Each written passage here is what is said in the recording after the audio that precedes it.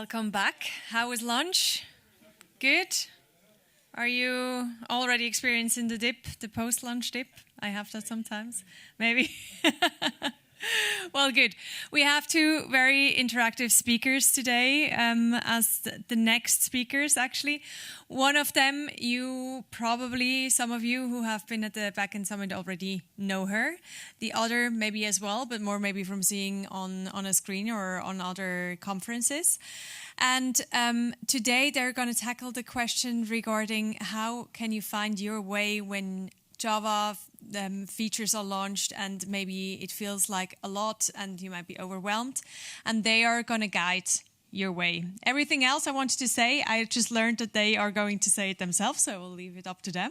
And with that, welcome Marit and Piotr. And we are very curious what you're going to do.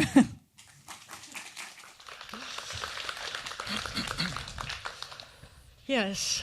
Hello, lovely people. Can I? Can you? Yes, you can. So, welcome to Learning Modern Java the Playful Way. Let's start by who are we? Yes, this is us. Yeah, so this is Marit van Dijk, and you all know Marit, right? She's Dutch. She's working for JetBrains, right, as a developer advocate, Java, Kotlin, and such stuff. Yes, and with me is Piotr Przybył. Close enough. The developer advocate at Elastic. Last time I tried to pronounce Polish names, his wife fell off her chair laughing. So, developer advocate at Elastic, also Java champion, test container champion. What else?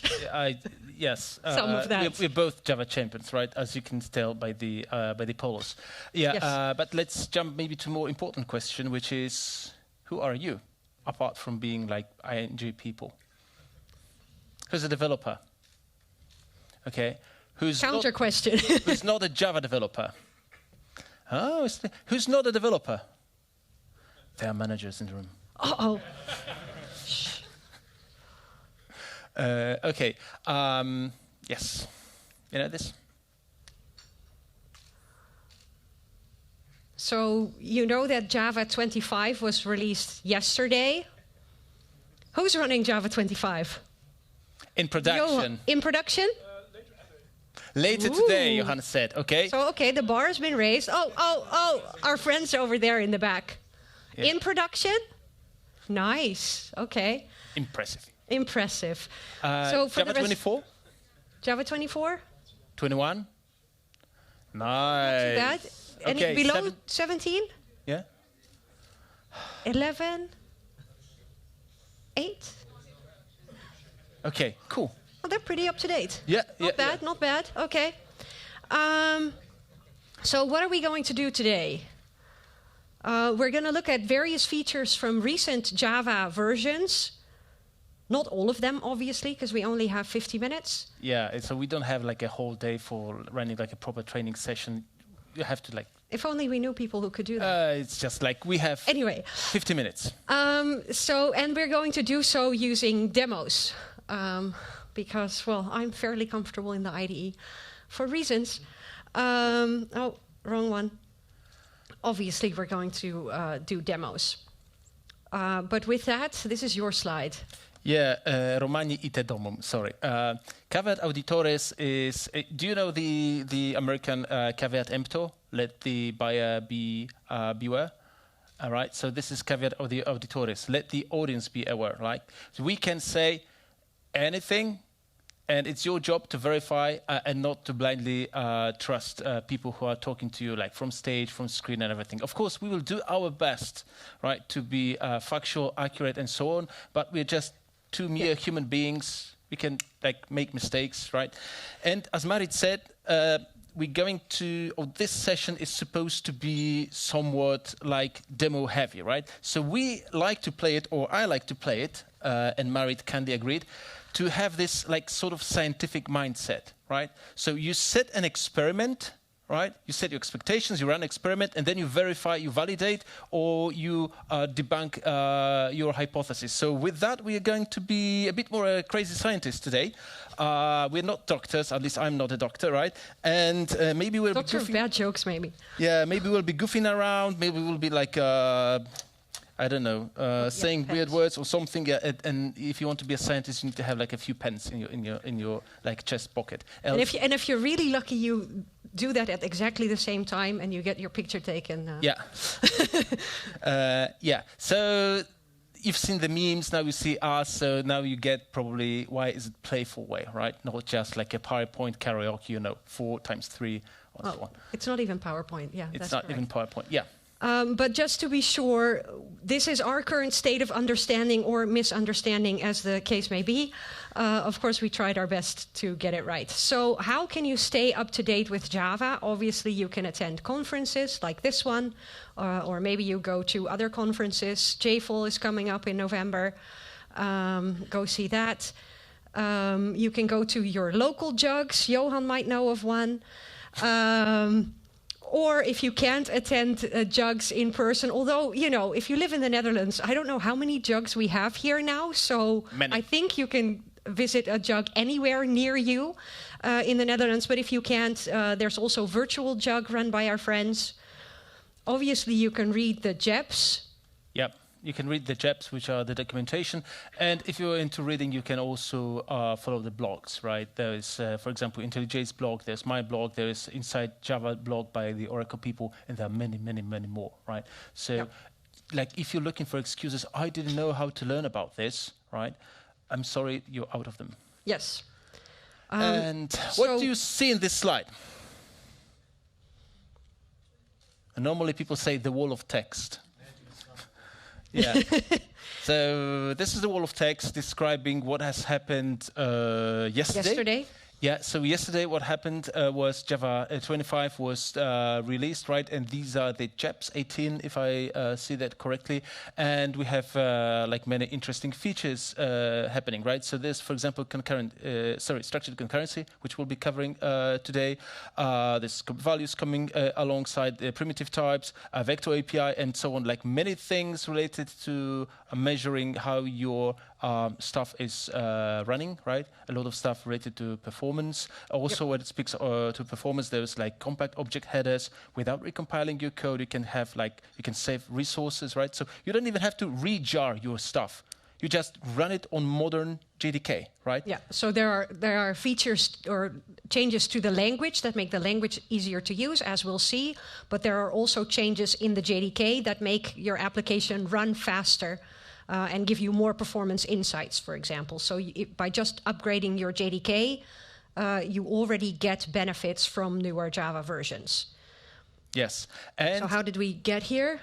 Yeah, so as you may know, Java is released every 6 months, right? So vendors sort of came to agreement or decided to follow Oracle that every 2 years it's going to be the LTS release, which stands for long-term support. But fun fact, there are 3 other releases in between every 6 months, right? And this is the one that happened in March, as you can tell here. And it also had a lot of interesting stuff, right? So the 2 of them, which I really like, or I think they are important to mention here, are this. There is this 491, synchronized virtual threads without pinning. So virtual threads were introduced in Java 21, right? But there was still pinning, aka blocking if you had too much I/O inside synchronized block or method. Now, with this, since Java 24, they're not doing this. I mean, not that you should be using or relying on synchronized methods in critical parts, because there's still this code doesn't perform very well, but it won't block your virtual threads, right? But there are other things. For example, 486 permanently disabled the security manager. There were 2 pieces of technology that were using this: Apache Tomcat and Elasticsearch.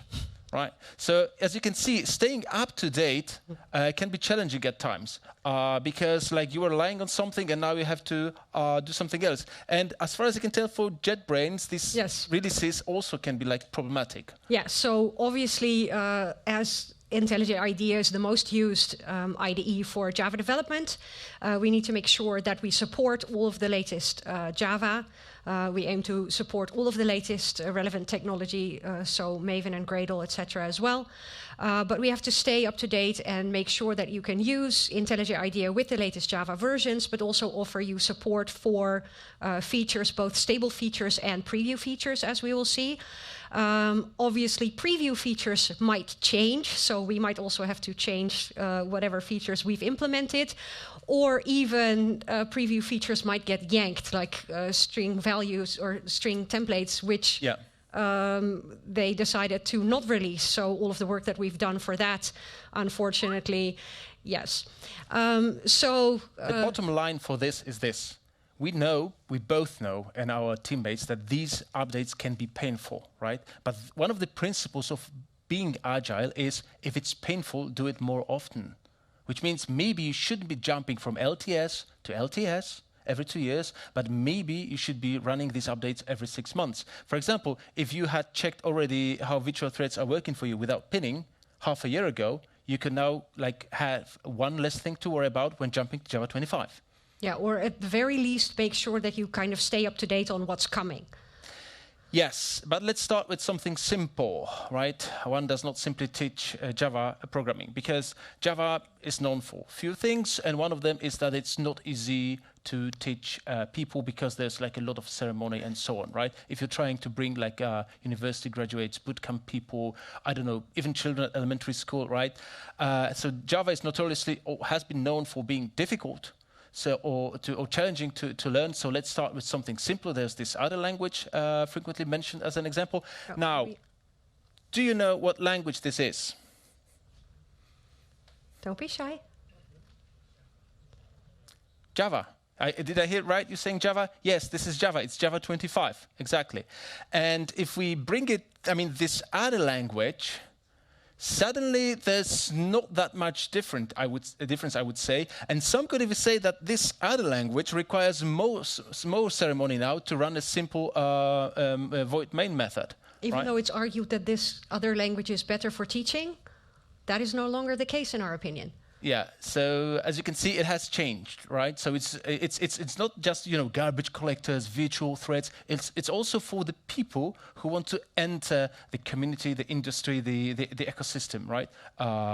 So these changes are part of compact source files and instance main methods, which is a standard feature as of yesterday in Java 25,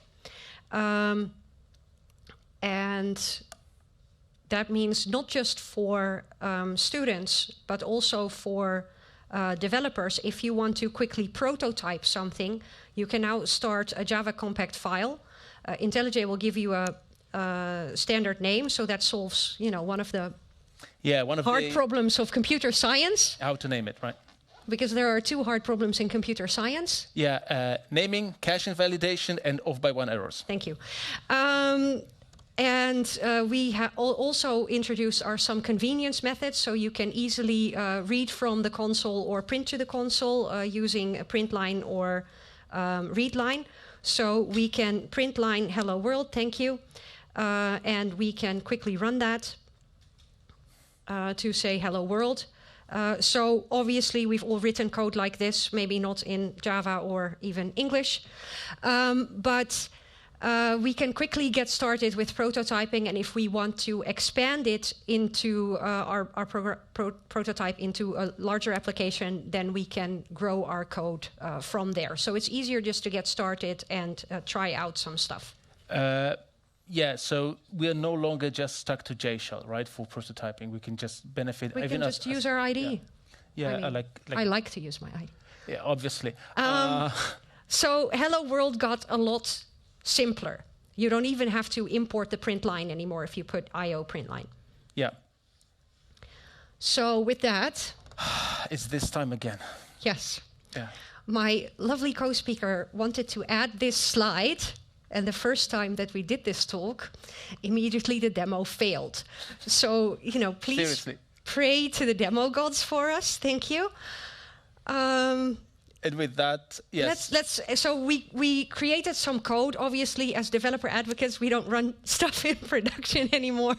Or if we do, it's ND8. So we had to came up with something like it's resembling. I can tell you, it's resembling the actual production use cases, but it's but simplified for demo purposes. Yes. No production environments were hurt in the creation of this demo. We're going to pretend that we're a shop that sells images. So we have a bunch of images. Okay, we have exactly 12 images, apparently. Someone whispering to me. And we've already prepared some of the data. So we used a multimodal encoder, which can encode different types of input. So in this case, images and text, and generate vector embeddings from that. So in preparation, we've already indexed our images using the multimodal encoder. Wow, they really didn't think of developer advocates when they named that. And generated the vector embeddings, which we stored both the file name and the embeddings in Elasticsearch, you know, for search. And I had to say that. Yep. And and then we have an application where we can do some searching. So we can search using text. And actually, we can use different search types. We can use the classic search using just the text, or we can use, I think we're using KNN search. Yeah, vector search, broadly speaking. Yeah, vector search using the vector embeddings. And then we use RRF, or, let me get this right, reciprocal rank fusion, yes, to combine those results and get like a ranked order of the results of those different search types, search methods, whatever. When it comes to RRF, actually the name is the most difficult part in the whole of it, right? So the paper is just 2 pages long, and it's one of the implementation of so-called hybrid search, right? So you don't know whether you should go like the classic keyword search or this fancy modern vector search, right? So how about tossing 2? But then you need to like normalize, standardize the inputs and so on. So you run so-called hybrid search. RRF is one of these approaches.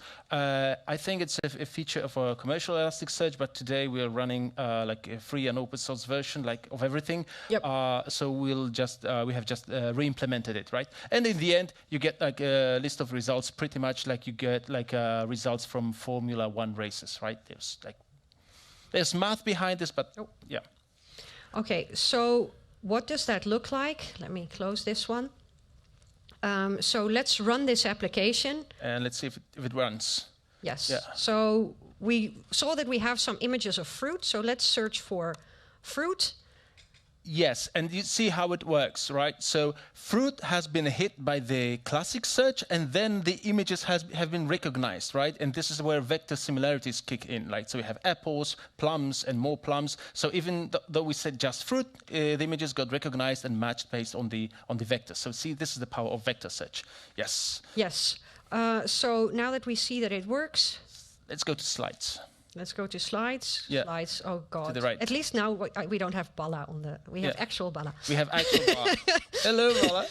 Anyway, so one of the features that we wanted to show you that we hope you are using. Who's using records? Johan's gone. So. Johan's gone. You can be honest. Yeah. Good.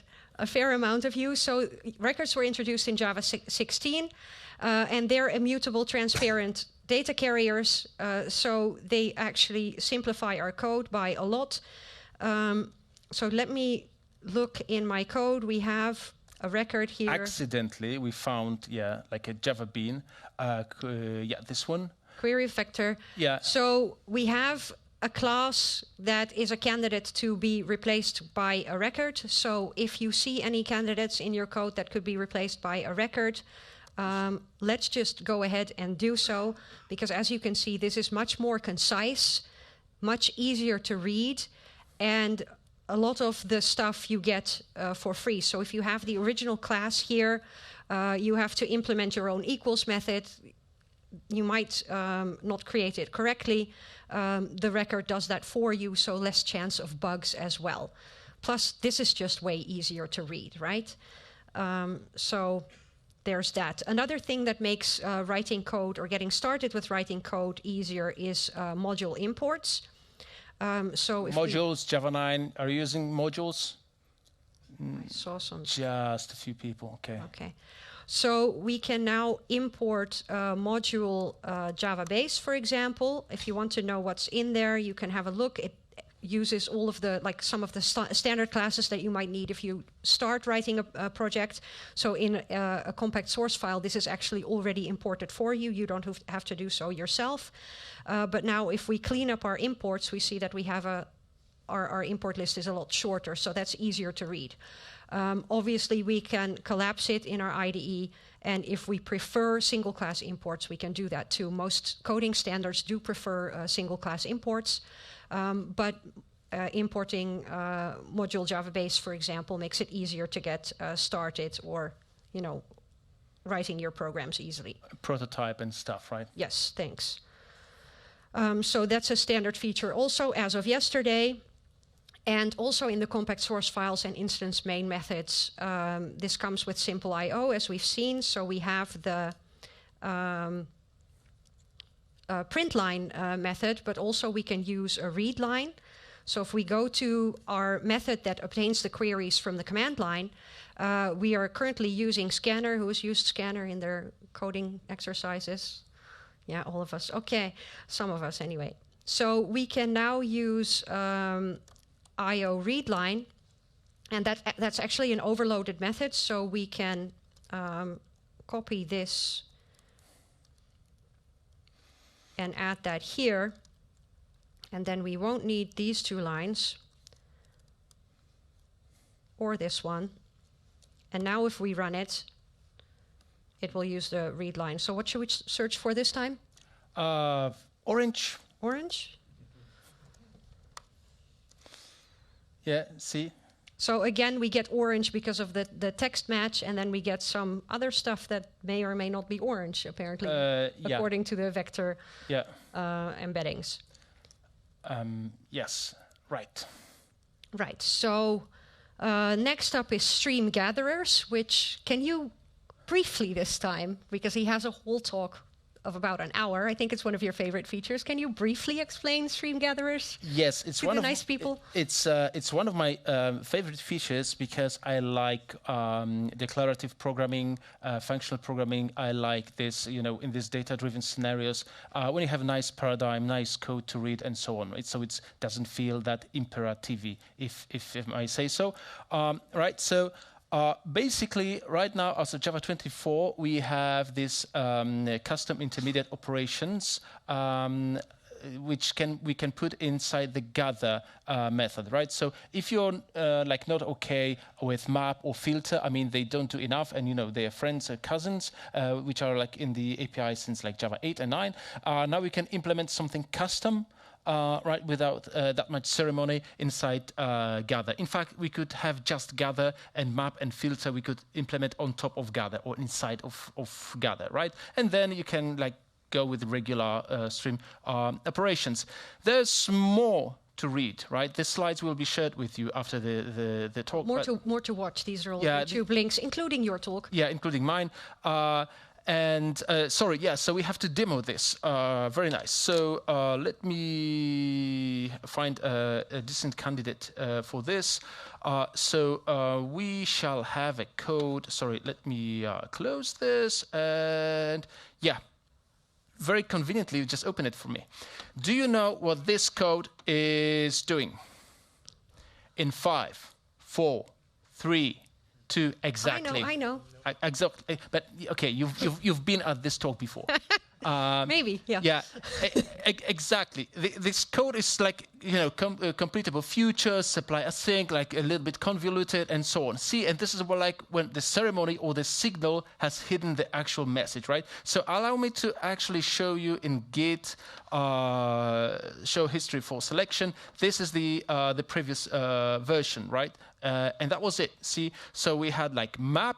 So first we got the queries, and using parallel stream, we mapped them to query with vector. So we obtained the vector representation, right? Not just text. And then we were actually executing the search, the actual search using both text and vector, right? For obvious reasons, I hope we cannot use parallel streams, at least not in your critical path, right? Because there's unlimited pool and so on. So this is bad idea. And for that reason, we had to switch or go for completable futures. But then we lost how it could be read, right? Read.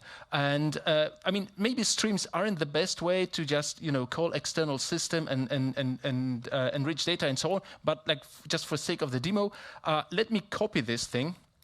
And let me actually get rid of this. Now, just let's try to get this sort of like a parallelism or concurrency without the problems it causes. So I'm getting rid of parallel. Now I switch this to, oopsies, too much. I switch this to opa. Sorry, it's not my keyboard. I know it's a cheap excuse. Sure. Yeah. That's why. Gather. Yes, it's gather. Come on. And now let's use one of the predefined gatherers, which I think is a hidden gem of Java 24, honestly. Gatherers dot map concurrent. And let's say up to 5 workers. Now let me get rid of this and just jump to the end, close it, and that's it.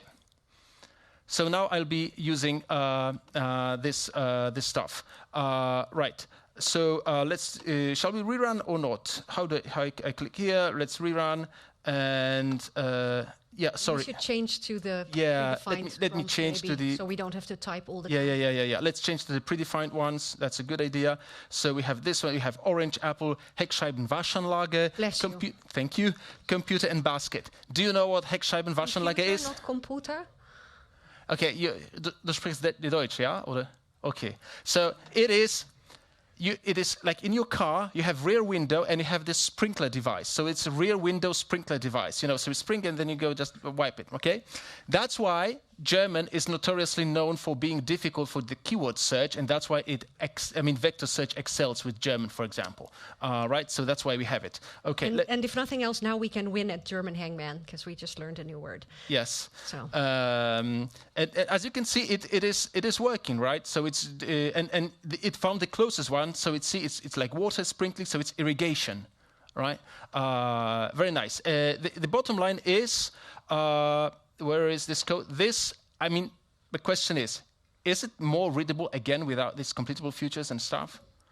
Right? So it sort of is. It tells you like how you process the data, right? So this is like if you have data processing, maybe focus on going gather if map and filter aren't enough for you. And with that, go back. Yeah. So if we want to see this in action, we can also run it through the debugger. Oh, yes. And as you can see, because we gave it a max concurrency of 5, we have 5 threads running. So 4 other threads also reach breakpoint. I think orange it's fitting that at ING we stopped at the thread that is orange. Yeah, that's convenient. That's convenient. It's random, by the way. It's totally random, right? It's always one of the 5. We don't know which one. We got a different one earlier today. But we can get a thread dump because, like we said, we have platform threads that are carrying virtual threads. Yeah. And we can now also see the virtual threads in the thread dump in your debugger. And if you want to see a demo of that, you can watch the What's New in IntelliJ IDEA 2025 live stream that's on our YouTube channel, where I demo virtual threads with virtual thread debugger and also the difference between Java 21 and 24 and the pinning on synchronized blocks. Like and subscribe, thanks. Because this whole map concurrent runs using virtual threads, right? And if you have hard time trying to understand how this threading works under the hood, now we can use this thing to, comprehend. Help you visualize it, essentially. Yeah. I really like running my code through the debugger to see that what I think it does is actually what happens. So, there's that. So next, we also want to use some preview features. Yeah, so we need to go for enable preview, right? And you do that in like your POM XML, your Gradle build, and so on. And if you run this here, you need to go and add like a. It's basically toss it to your run configuration. Yep. So we were going to talk about structured concurrency, which is still in preview in Java 25, and there were actually some changes. If you looked at it for Java 24, there were a few changes. But we will go with the Java 25 version. So structured concurrency offers us better idioms for multi-threaded code, as we will see, a more synchronous way of thinking, and it helps to eliminate thread leaks and cancellation delays. So in our demo application, we have a task that we split into subtasks. So we have the both different types of searches that we send off, and then we combine the results of those tasks. So you see the pattern, right? There's a clear pattern. We have subtasks which can run concurrently, and then we combine / merge the results, right? So it's a structure, concurrency, structured concurrency, okay? Yes. Sometimes the name is right there. Sometimes the name is right there. So to see what that looks like in... Yeah, maybe I explain what the code... Maybe explain the code first, yes. Yeah. What is going on here? Yes. Honestly.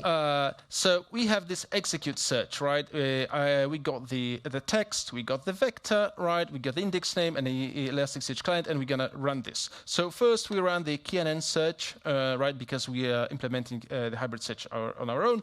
Then we also asynchronously run the classic search or keyword search, right? Then we, in the end, when we have both of them done, we combine the results using this RRF, right? The thing is, many junior developers and poor AI agents forget about this part, which is if one search is belly up, like throws an exception or something, you want to also cancel the other one because like there's no point in waiting for this. And then when you look at this whole code, I mean, the way that we see it as a subtask and so on exists only in our brains, in our minds, right? It's not enforced by compiler or something. Like I can take this completable future and like send it to some other thread, for example, right? So in this way, this abstraction leaks. So this is like sort of like gentleman agreement we have that this is how we do this. But this is maybe not the optimal way of doing this, and it's not safe and so on. So yeah, but also like here we have two subtasks, so it's still okay that one cancels the other if it fails and the other cancels the one. What if we have three or more? With three, you have like 6 cancellations because each has to cancel the other 2, right? If there's 4, I mean, you're the bank people, you can do the math, okay? Yeah. So we'll leave the math as an exercise to the reader. Yeah. Exponential problems. So exactly. Let's see what that looks like with structured concurrency. You have a template for this? Yes. Oh, how convenient. Let me structure it so we can search for the template that we want if you don't know the right template. And we want to scope fork some tasks. And we actually, no, don't do that. We want to make it a var, right? Yeah. Okay. And we will want to add some... Oops. Okay, make it a var. I am not allowed to touch Marit's computer when Marit is touching it. This is true. I appreciate your restraint. Thank you. Yeah. So we will run the... Yeah, see, we have 2 subtasks, right? One will be the KNN search, as Marit is just doing, and the other will be the classic / keyword search, right? And we fork these subtasks from the big task, which is the execute search, right? So the first task that we're doing is actually like performing the KNN search, the vector search. The other task, I mean, your copy-paste skills are excellent, Marit, I have to say. But this is what we all do, right? So as you can see, switching this code is not that difficult. And now it will be time to what? Combine the results, right? Yes. Yeah. Again. Thank you for bringing the mouse. You're welcome. I'm always complaining about the fact that he brings the mouse and then I end up using it. Anyway. Friends don't ask. Yeah. So we will use a list of instead of the arrays. List of. Yep. The KNN search and the classic search. We'll want to handle this. I hope you don't have this in your code, right? Right. Right? The giggles mean that you do. So if you a hint, yes. If you see something like this, or like if you see this like never happens, you can replace the never happens with system exit 1. Okay, because it won't ever happen. Obviously. Move. So, okay. We will handle the exception. And now we have all of this code that we no longer need. Yes. Do you enjoy deleting code? Yes. We do. See how Marit is like enjoying deleting the code? Yeah.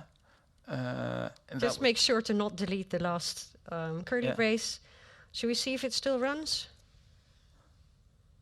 Yes. Apparently Perfect. it does. There's So- one thing I don't like about this. There's like, why is it so much green? Sorry, yellow. Yellow. Colors are difficult. Yes. they are. So it's yellow because we are using a preview feature, and IntelliJ will warn you. But if you want, we can turn that off for the class, if you prefer.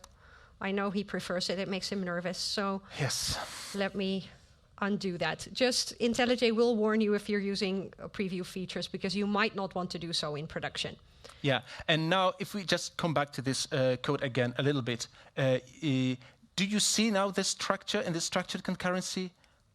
Right, that the actual task has like few subtasks, and they cannot leak outside, and they cancelled automatically. Right, if one like goes with error, the other one will be interrupted as well, and so on.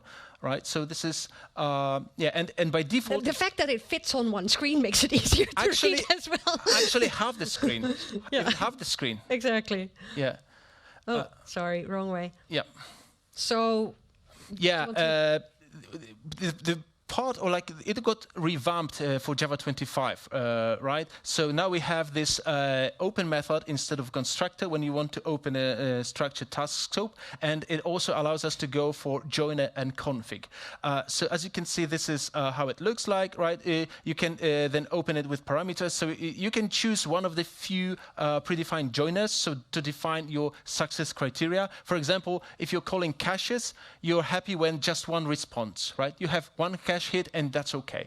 And you can then config with more stuff, like you can name it to make like tracing issues easier, right? In these thread dumps, you can define timeout and even thread factory if you don't want to be this by default using vector, sorry, not vector, virtual threads, and so on. And then you just fork your tasks, and if you forget to join, the compiler will yell at you, and it's nice to like cover it with try, so then it's finished at the end. Yeah, and the issue is, see this config pattern, it still doesn't have a name. Brian Getz is like scratching his head how to name this design pattern, sort of. So if you have a good name, please DM Mr. Getz. Yeah. And that's why we say that, not we just say what good Dr. Venkat says, yes, right? which is Completable future has no future. So, use virtual threads, much easier. And yes, he's looking at me all that annoyed in our previous talk. Because you were like using completable futures, apparently. Yeah. Someone did nerd snipe me into creating this meme, thanks. You're welcome. So, what does this image mean? It means I that feel a rant coming on. people are still comfortable spending good 1 week of work instead of reading the freaking manual for just 1 hour, right? So let's just maybe read the documentation. The issue is, to read the documentation, you need to have the documentation. Who reads documentation? See? Oh, I have so friends this is here. it. Okay. Who writes the documentation? Thank you. Good job. Keep doing this. Keep doing that. So, markdown documentation comments, a standard feature as of Java 23. You can now use markdown instead of HTML. That's which so is 90s. Yes. Well, HTML is so 90s. when was Java invented? Yeah. And so, we get that HTML was a good choice back then, because we were all doing HTML back then. Well, some of us were. And but now we can do markdown, and it's much easier. My colleague Mala wrote an excellent blog post on that. Let's take a look what that looks like. So we have some... In the operations. I Yes. guess. Yeah. In the an operations example. class, we have an example. Why did I have the class You open the instead class, of... in the source file. Operations. Yes. Yeah. So here we have some documentation that was written in Markdown by someone. And if we open our quick documentation, it's also rendered nicely, or we can render it here. Yeah. You don't see the dreaded code block, right? C or something. Now it's like much nicer, right? The thing is, I had to write it. Yes. And maybe, Thank you for that, by the way. Yeah, you're welcome. But, they scare us that AI will take our jobs. Well, maybe, maybe not, I don't know. But how about using AI for something actually useful, such as writing documentation. Exactly. So if there isn't any documentation, you can use an AI to generate it for you. This is often, you can also ask it to explain the code to you, but sometimes asking it to write documentation for a method or a class is actually more concise than, it tends to be quite yappy in the chat. But it's still HTML. Okay, I see. Okay, okay. Is it? Maybe not. Okay, cool. Let's keep going because we still have like stuff to cover and time's running. Yes. So please stay up to date, not just with language features and the version of your JDK, but also update your dependencies, not just for security reasons, but also because the ecosystem is moving. Several large projects. I saw a Spring T-shirt. They're targeting Java 17 for a while already. Yeah. Upcoming Maven 4 and JUnit 6 are also targeting JDK 17 at least. And it's not only them. If you're using the latest Elasticsearch client for Java, you also have to have Java 17. Right? I mean, for the 9. And what I mean here, like, let's go and let me open the dreaded POM file, which is POM XML. That was in the searcher, right? Yes. Yeah. So let me quickly update it because sometimes, just to demonstrate you this, we know these updates can be somewhat painful, and now it won't work, it won't compile, and so on, right?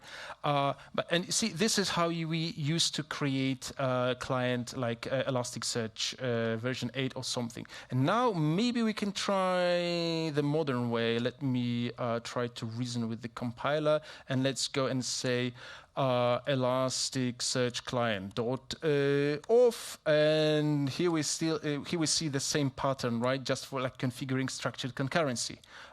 So we can say like choose host. We can choose what API key, right? And then of course we need to assign it here. Let's say var es client equals. Let me just do this like this, so it's simpler, and I will try to mimic Marit with the copy paste, right? I'm not sure I'm such an expert in copying and pasting, but like, hold on, up, okay, paste it, and they, like, please don't hard code, like, Brian, right? Like, we shouldn't hard code them, I guess. I mean, the secrets and so on. So please. And also not leak them. Yeah, and don't leak them. Don't leave your badges on the table when you're having lunch.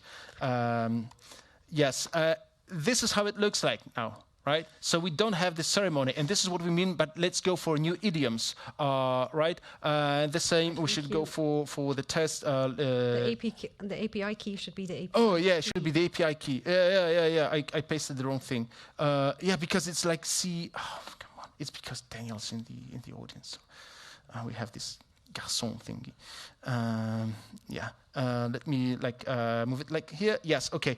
Quickly, let's go to test. That's Command-Shift-T, right? The integration test, because we have the same problem, but that shouldn't take that much. Okay, so we say as client equals Elasticsearch client dot off, and then C dot host. Oh, nice. I like this auto-completion. And then we also need to say what? SSL context, which should be... Maybe put them on a separate line. Yeah, I will, but I'm like amazed how well it got trained with all the attempts we tried to... With all of the one times that we ran this demo earlier today. But I run it on like my machine, and why your machine knows this. I mean, this AI thing is like starting to scare me.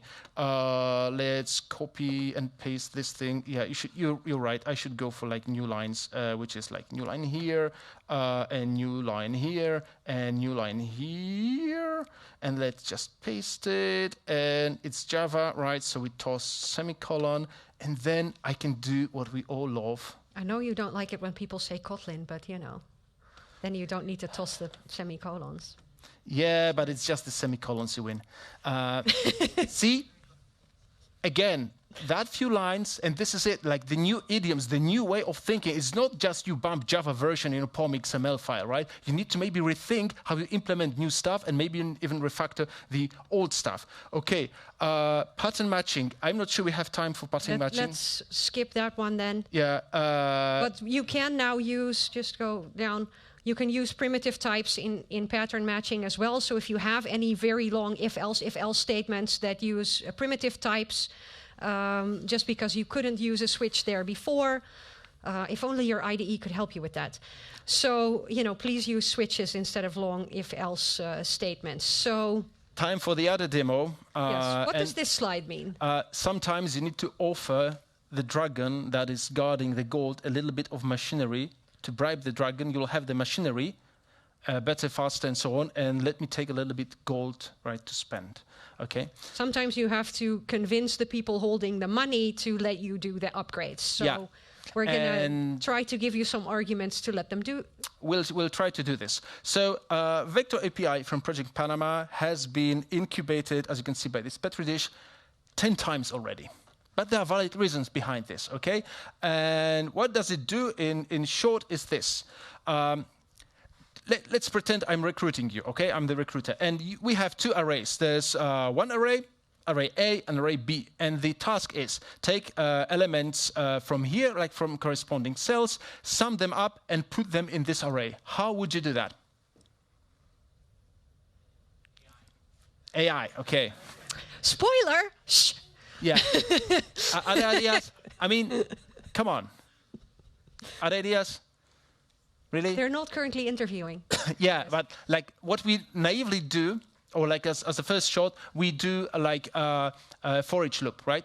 And this is how we would like learn to think. The thing is, our CPUs are like sophisticated these days. Let's say your register has only 128 bits, right, in size. And then we're summing up integers, 22 bits, which means we can put 4 integers into this register, right? So instead of going this like one by one and each is like poorly drawn by me CPU command, what we can do is like put first from one array, first 4, then first 4 from another array, and in single CPU instructions we can sum them up, right, together. And we have like 4 integers in result. This is like we are fully utilizing the hardware we have. So this is like API to express vector computations. It like sort of like self configures based on the architecture of the CPU it's running on, right? And it has different performance characteristics. Sometimes it can be a little bit slower, okay? We should have a demo for this. Yeah, this is not a benchmark. What we're showing here is not a benchmark, okay? It's just something to show you how it might look like.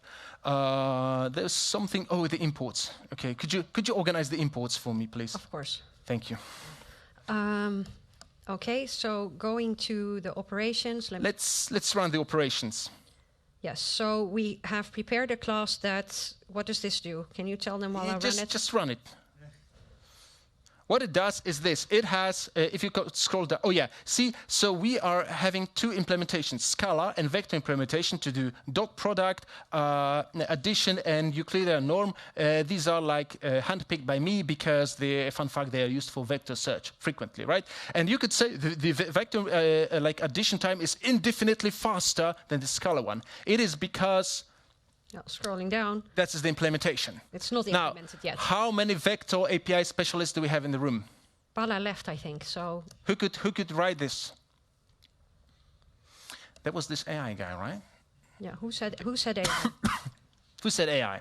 Okay, like you don't have to. Okay, but what if we actually use AI for this, right? To help us to like toss the first prototype. So this is live.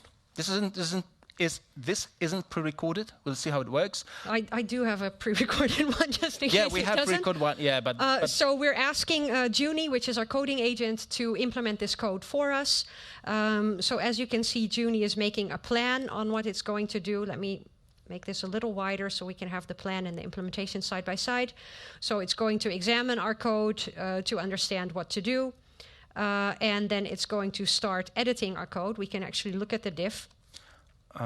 So it's adding the imports for the, and here it's doing more. And the prompt is quite easy because we already have Scala implementation. So it's like, turns out the best way to prompt AI agent is to give it some code. Yeah, give it some context. Yeah. So Juni is plugging away, implementing our stuff. It should start to run it at some point. I mean, this is the, we told you that demo goats, right? Sometimes it, okay. Yeah, you can, as far as I can tell, you can allow these commands, but Marit doesn't trust the AI. I mean, maybe it's going to like destroy the world or something. So I did grow up on Terminator movies. Okay. Yes, thanks. So we can add the commands to the... Yeah. Did it finish or not? It says it's done, so let's see. But it still has some... Maybe today it didn't imports work. To fix. Let's just try to run it and see what happens. And that's in the enterprise searcher, which is not where we were. We are in the operations. Yes. So it has implementation. Yeah. So it has an implementation for the vector searches now. Let's run that to see. Oopsies. It's because you have like different one. It created a new run configuration. This is incubator feature, so it has to be cherry picked, and you have to go like in your run configuration. You have to allow this. So as you can see, the Scala, the vector implementation for adding up or like ukulele form is like somewhat faster, right? But for adding up is somewhat smaller.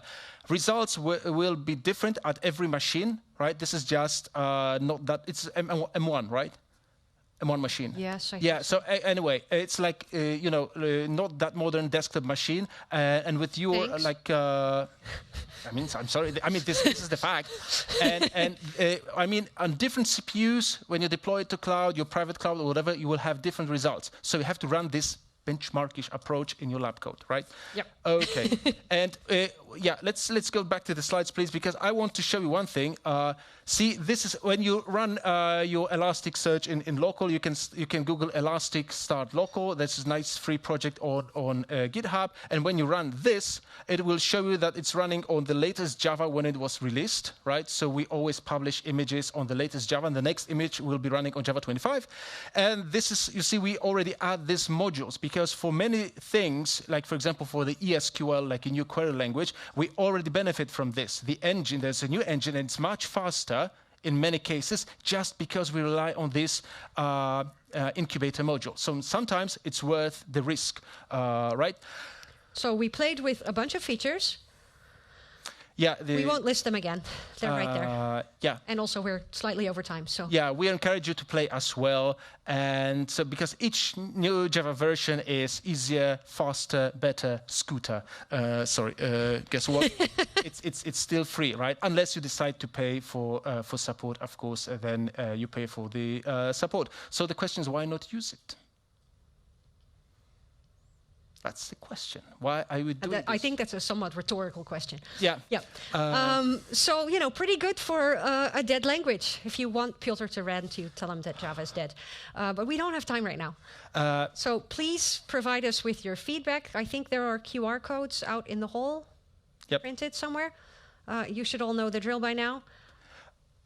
If you want the code that we use today and links to other relevant content, like the videos and blog posts, this QR code will take you to my website for this talk, specifically with previous recording and other relevant stuff.